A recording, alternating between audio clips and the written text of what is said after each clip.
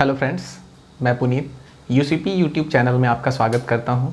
यहां पे आपको मैं हिंदी का जो सिलेबस है, किस एग्ज़ाम में क्या सिलेबस आता है, वो इस सिलेबस के बारे में हम चर्चा करेंगे, विस्तृत अध्ययन करेंगे उसके लिए। और सबसे बड़ी बात यह है कि आप लोग लगभग सभी लोग व्यापम और मध्य प्रदेश पीएससी के परीक्षा के लिए तैयारी कर रहे हैं और उसी का सिलेबस लगभग मैंने आपके सामने बताया है। तो व्यापम का आपके सामने जैसा कोई भी एग्ज़ाम होता है, चाहे वो आपका एसआई हो, जेल प्रहरी हो या दूसरे अन्य कोई भी एग्ज़ाम हो, उनके लिए सिलेबस की चर्चा मैंने यहाँ पे कर रखी है। वही सिलेबस के बारे में आपको विस्तार पूर्वक उसका गहन अध्ययन करवाऊंगा कि ये सिलेबस है क्या, क्योंकि आपके सिलेबस में कई बार ऐसा होता है कि वो नोटिफाई नहीं करता कि ये टॉपिक होगा, लेकिन उस टॉपिक से प्रश्न पूछे जाते हैं। तो पहले हम लोग इस वीडियो लेक्चर में एक चर्चा कर लेते हैं कि क्या क्या अपने परीक्षा के लिए उपयोगी है, क्या क्या पढ़ना है, क्या नहीं पढ़ना है। क्योंकि आप लोगों के सामने एक बात आती है कि सिलेबस जैसे उनने लिख के भेज दिया, आप वही समझते हैं कि बस उतना ही सिलेबस है, जबकि प्रश्न अगर पूछेंगे वो तो प्रश्न फिर बाहर से भी पूछते हैं, दूसरे टॉपिक से भी पूछते हैं। तो मैं वही सारे सिलेबस की चर्चा किया हूँ यहाँ पे। सबसे पहले अगर सामान्य हिंदी में हम चर्चा करेंगे कौन से टॉपिक से शुरुआत करते हैं, तो वो जो पहला टॉपिक होता है, कभी भी आप वर्णमाला पढ़ते हैं, कौन सा टॉपिक पढ़ते हैं? वर्णमाला। वर्णमाला के जस्ट बाद में आप पढ़ेंगे संधि वाला चैप्टर। ये किसी भी एग्जाम में आजकल पूछा जाता है, संधि और वर्णमाला, ये दोनों चैप्टर बहुत महत्वपूर्ण है।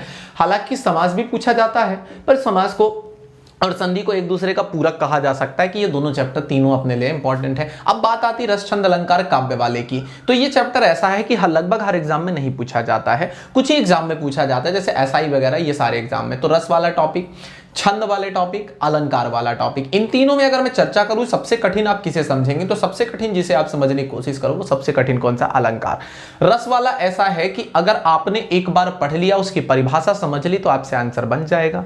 अलंकार की अगर हम बात करेंगे तो कितना भी आप उसका तरीका रट लेंगे, लेकिन कई बार ऐसे उदाहरण आपके सामने आएंगे जिनका आप अर्थ नहीं निकाल पाओगे, और अगर अर्थ नहीं निकाल पाओगे तो फिर अलंकार लगा पाना बड़ा मुश्किल हो जाएगा। ठीक है। अगर छंद की बात करेंगे तो छंद एक प्रकार से देखिए मैथ्स है आपकी, कि अगर उसमें मात्राएं गिनना आता है, गणों की गिनती पता है, तो आप आराम से छंद को कर पाएंगे। और अगर मात्राएं और गणों की गिनती वगैरह नहीं पता, तो ना तो मात्रिक बनेगा और ना ही वर्णिक बनेगा। ठीक है। फिर इसके बाद हम काव्य में आते हैं, तो काव्य वाला चैप्टर है आपका दृश्य काव्य, श्रव्य काव्य, ये पूरा का पूरा कंप्लीट करना। महाकाव्य, खंड काव्य सब इसी के अंतर्गत आ जाएंगे। कवि रचनाएं वगैरह सब इसी में आप पढ़ लोगे, है ना। शब्द शक्ति और काव्य गुण, कितने प्रकार के काव्य गुण है, कौन कौन सी शब्द शक्तियां होती हैं, है ना। तो ये इंपॉर्टेंट आपको हालांकि 3 ही पढ़नी होती है, पर लगभग आप 10 से 11 ये सारी चीजें पढ़ लोगे, 10 से 11 शब्द शक्तियां।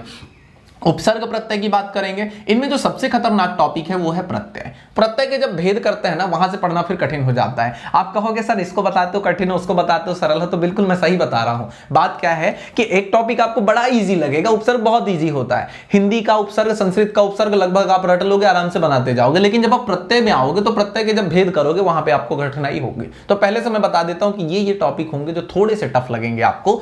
विराम चिन्ह की बात करेंगे तो 17 से 18 विराम चिन्ह एक बार पढ़ लोगे, एक क्लास में कंप्लीट हो जाता है। ज्यादा से ज्यादा 15 से 20 मिनट का टॉपिक होता है विराम चिन्ह का, एक बार पढ़ो। ये मेंस में भी काम आता है और व्यापम में भी किसी एग्जाम में पूछा जाता है। पत्र पत्रिका की बात करेंगे तो ये मध्य प्रदेश में भी है आपका सिलेबस में और हिंदी में भी सिलेबस में, मतलब दोनों में कंबाइंड रूप से ये पूछ लिया जाता है। पत्र पत्रिकाएं कहां से छपती है, कौन सी पत्रिका है, कौन से पत्र है, ये सब कुछ। शुद्ध वर्तनी वाला चैप्टर, अगर आपकी हिंदी सही है तो शुद्ध वर्तनी बनेगा, नहीं सही है तो थोड़ी सी ज्यादा मेहनत करनी पड़ेगी। अब मेहनत करनी पड़ेगी तो इसके पूरे के पूरे रूल्स पढ़ने पड़ेंगे, बहुत सारे रूल्स होते हैं, कई नियम होते हैं। अब जिन्हें रूल्स ही नियम नहीं पढ़ना है उनके लिए है कि भाई अगर आपकी हिंदी पहले से अच्छी है तो शुद्ध वर्तनी आपके लिए आसान हो जाएगा। थोड़ा बहुत जरूर देखना पड़ेगा। जिन्हें लगता है कि मुझसे तो सब बनता है, उन्हें भी थोड़ा बहुत देखना पड़ेगा। ध्यान देना, अनेक शब्दों के लिए एक शब्द, तो ये तो रटना है, आपका टॉपिक रटने वाला है।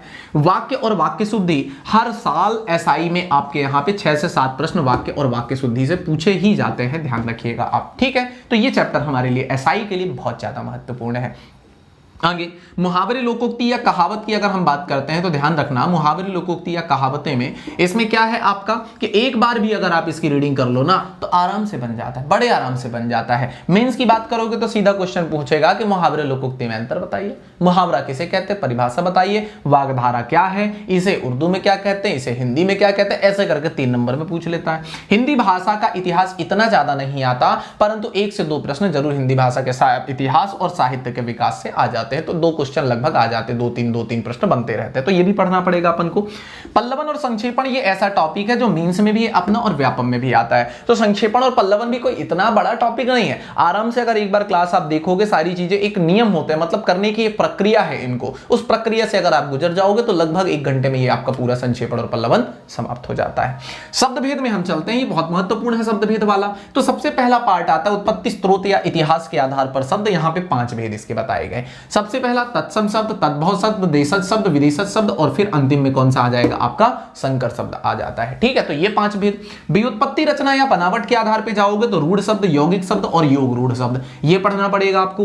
अर्थ के आधार पर देखोगे तो 4 भेद है, एकार्थी, अनेकार्थी, पर्यायवाची शब्द और विलोम शब्द, ये हो जाएगा अपना। फिर इसके बाद में जब आप आगे पहुंचोगे तो रूप, प्रयोग या व्याकरण के आधार पर ये जो है अंतिम भेद है शब्द भेद का, जिसके आधार पर एक होता है विकारी और दूसरा होता है अविकारी। विकारी मतलब जिनमें विकार उत्पन्न हो जाए, परिवर्तन हो जाए, और अविकारी मतलब आगे आ लगा है, आ का मतलब क्या हो जाएगा उपसर्ग, और उपसर्ग इसका अर्थ होता है नहीं, मतलब क्या होगा जिनमें विकार ना उत्पन्न हो उन्हें अविकारी या अव्यय कहेंगे। अब विकारी के अंतर्गत क्या क्या आता है, तो वही आपका संज्ञा पढ़ोगे आप, सर्वनाम आपको पढ़ना पड़ेगा, क्रिया पढ़ना पड़ेगा, धातु पढ़ना पड़ेगा, लिंग, वचन, काल, कारक, वाच्य, ये टॉपिक है अपना पूरे के पूरे सामान्य हिंदी का। तो मेरे हिसाब से आपको सारी चीजें लगभग समझ में आ गई होंगी कि कितना सिलेबस है, क्या क्या पढ़ना है। फिर इसके साथ ही साथ आपको पढ़ने के साथ साथ क्या करना है, इसके क्वेश्चंस भी लगाने हैं। इस बात का विशेष ध्यान रखना आप कि आपको प्रश्न भी लगाने हैं, बिना प्रश्न लगाए आपका कुछ नहीं होने वाला, ये बता दूं मैं। ठीक है, तो आशा करता हूं कि आपको ये वीडियो पसंद आया होगा सिलेबस का। इसके बाद में हम टॉपिक से शुरुआत करेंगे, तो सभी लोग